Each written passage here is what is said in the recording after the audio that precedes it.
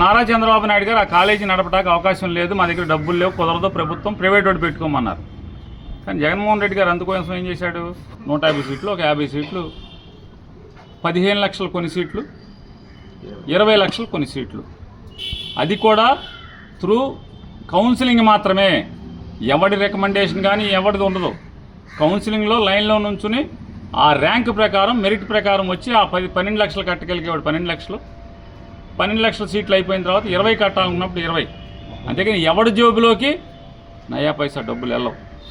ప్రభుత్వం ఆ కాలేజీ నడపటాకే ఆ డబ్బులు వస్తాయి. దాంతో కాలేజీ ప్రభుత్వాల దగ్గర డబ్బుల కోసం ఎదురు చూడకుండా, ప్రభుత్వం పంపించినా పంపించకపోయినా కాలేజీ దిగ్విజయంగా, నిరాటంకంగా కాలేజీని నడపటానికి అద్భుతమైనటువంటి ఆలోచన.